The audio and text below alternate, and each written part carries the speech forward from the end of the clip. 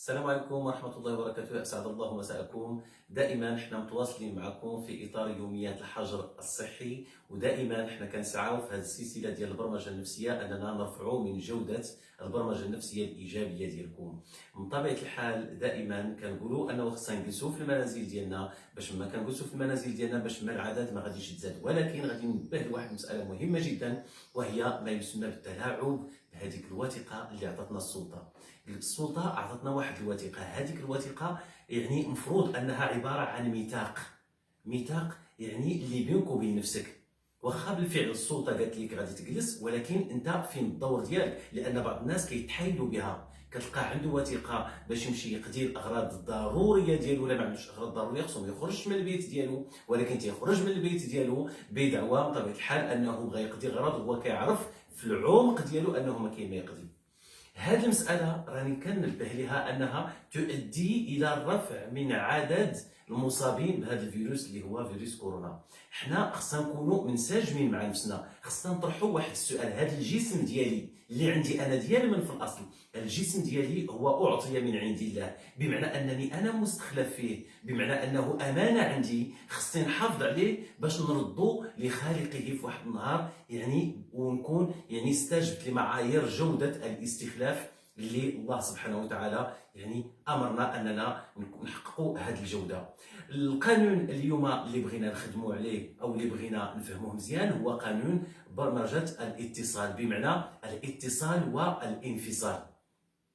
المشاهد الكريم، خصك تعرف ان هذا القانون هذا يساعد على الرفع من جوده واحد الهرمون اللي كاين في الدماغ ديالنا اللي سميتو لوكسيتوسين. لوكسيتوسين هذا كيسميوه المتخصصين هرمون العناق، هرمون العنايه بالذات، هرمون حب الذات. ما كنقصدش النرجسيه، لا، كنقصد انني كنحب ذاتي، اذا فانا غنحافظ عليها. كنحب ذاتي فانا غادي نجعلها مصدر لسعاده ديالي انا وسعاده الاخر.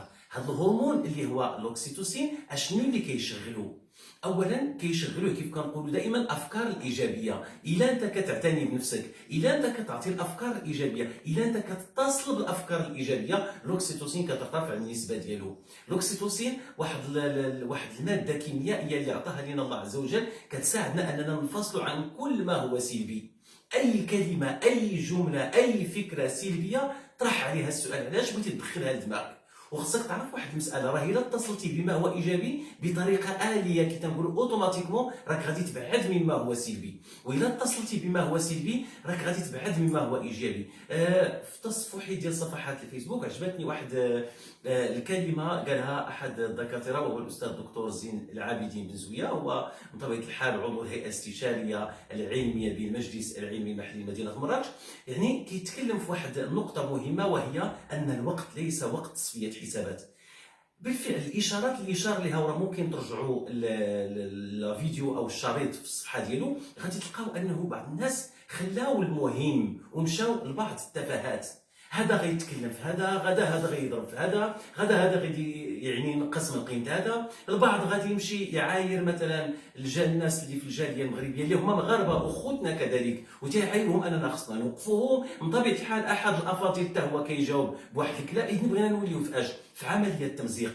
الله يجازيكم بخير. الا سمعتوا شي حاجه ما عجبتكمش مباشره، سير لهذا القانون اللي الله سبحانه وتعالى خلقه لك في الدماغ ديالك، اللي هو قانون الانفصال. انا غادي ننفصل، غادي نقولها بصوت مرتفع. علاش؟ باش تدخل في البرمجه ديالي انا. اي جمله ممكن انها تحدث خلل على مستوى هذا الهرمون اللي تكلمنا عليه، اللي هو الاكسيتوسين، اللي هو هرمون العناء، هرمون الاعتناء بالذات، هرمون حب الذات، هرمون الرفع من جوده يعني العطاء الذاتي، خصنا نحيدوا منه. بطبيعه الحال الدقائق ديالنا غادي نذكروا دائما بواحد المساله مهمه جدا، وهي مساله التكافل. حنا المغاربه معروفين بالتكافل، حنا المغاربه معروفين بالتعاون. الا كنا كنديروا التكافل ما نديوهاش في الناس اللي كتهضر، لان الناس كتبدا تتكلم ولكن الفعل ديالها قليل. حنا بغينا الناس اللي كيشتغلوا. الرسول صلى الله عليه وسلم يقول: اهل المعروف في الدنيا هم اهل المعروف في الاخره. اذا حنا عوض نقولوا راه الناس اللي ما خدامينش جالسين وما عندهم ما ياكلوا، حنا نعاونوهم، حنا نعطيوهم. انا كنفرح ملي كنشوف فيديوهات في هذا الشكل. حنا نحاولوا اننا نحتضنوا اسر الحدود الساعه، يعني كل واحد شحال احتضن فينا، اللي احتضن 2 الاسر لمده شهر، اللي احتضن 3 الاسر، اللي ما عندوش القيمه الماليه باش يحتضن 3 الاسر كيدير مساهمات كيجمعوها واحد المجموعه ديال الافاضل وكيقدموها في شكل مساعده. هذا هو التكافل، هذا هو هذا هو مبدأ الاستخلاف. ثم الرسول صلى الله عليه وسلم، وهذه نختم بهذه النقطة، يقول: صنائع المعروف تقي مصارع السوء والآفات المهلكات.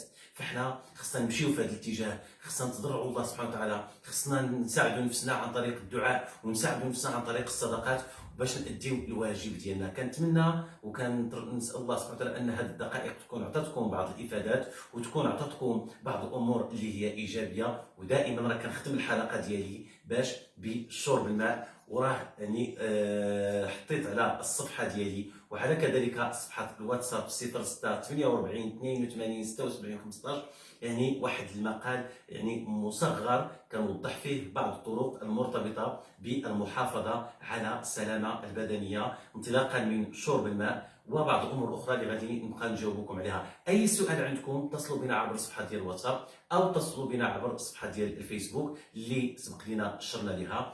وما تنساوش دائما شرب كميه ديال 3 لترات من الماء الدافئ يوميا، حتى الى ذاك الفيروس داز على الاقل حنا غادي نكونوا يعني حققنا واحد الحمايه داخليه اخرى، وبالتالي غادي نكونوا تخلصنا منه. مره اخرى كنشكركم على حسن الاصغاء، وتنسال الله عز وجل ان يجعلنا من اولئك الذين يستمعون القول فيتبعون احسنه. السلام عليكم ورحمه الله وبركاته.